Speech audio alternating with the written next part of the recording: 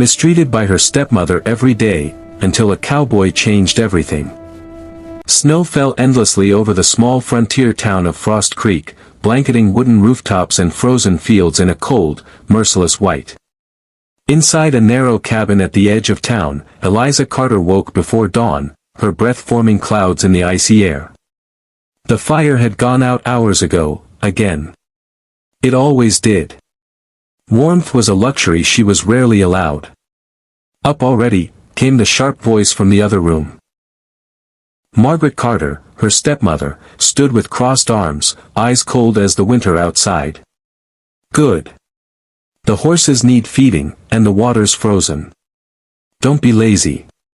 Eliza nodded silently. She always did. Words only made things worse.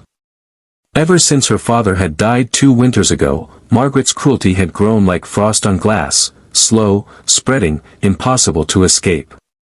Eliza cooked, cleaned, hauled firewood through knee-deep snow, and tended animals until her hands cracked and bled. Yet nothing was ever enough. "You're useless," Margaret often hissed. "Just like your mother." Eliza swallowed the pain and worked harder. She had learned that silence was safer. That morning, as she carried a bucket of ice-choked water across the yard, her boot slipped. She fell hard, water splashing across the snow. Margaret stormed out, rage blazing. "Look at you," she snapped. "Wasting time and water. Don't come back inside until you've done it right." The cabin door slammed shut.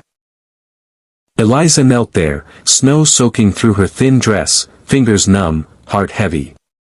She stared at the frozen ground and wondered, not for the first time, how much longer she could endure this life. That was when she heard the sound of hooves. A lone rider approached from the white horizon, a tall man wrapped in a weathered coat, his horse moving steadily through the snowstorm.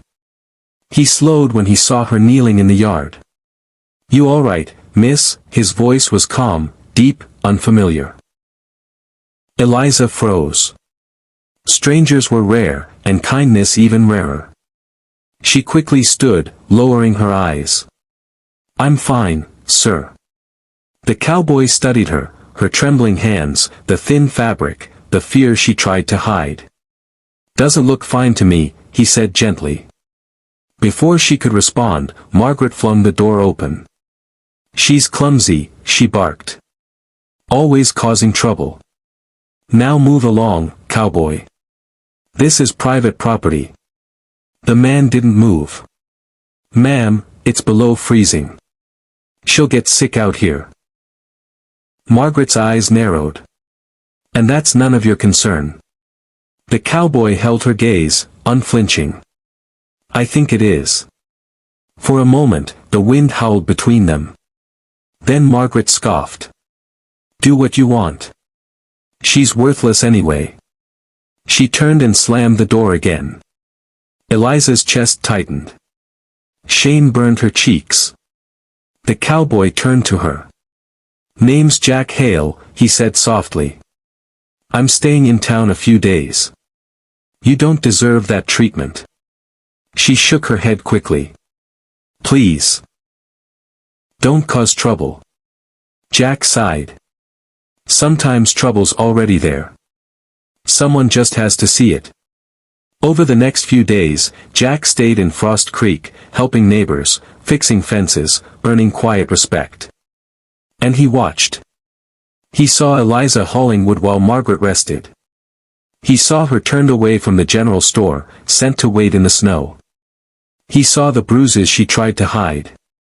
One evening, as the sky turned purple with dusk, Jack found Eliza struggling to lift a sack of grain. "Let me help," he said. She hesitated, then nodded. As they worked, she finally spoke. "Not much, just fragments." "Enough." That night, Jack visited the town sheriff. The next morning, as snow fell heavier than ever, Margaret was confronted. Witnesses spoke. Neighbors confirmed what they had long suspected but never challenged. The sheriff's voice was firm. "This ends today." Margaret protested, shouted, denied, but it was too late. She was escorted away, her anger swallowed by the storm. Eliza stood trembling in the doorway, unsure if this was real. Jack approached her. "You're safe now." Tears filled her eyes. For the first time in years, she didn't hold them back. Weeks passed. The cabin grew warmer. Food was plentiful. Eliza learned to smile again. Jack helped her sell the land and move to a nearby ranch where she could work, and be treated with respect. On the day Jack prepared to leave, snowflakes drifted gently from the sky. "Where will you go?" Eliza asked. He smiled. "Wherever I'm needed." She looked at the white fields, then back at him. "You changed everything." Jack tipped his hat. "You were stronger than you knew. I just reminded you." As he rode away, Eliza stood tall in the snow, not broken, not afraid. For the first time, winter didn't feel so cold.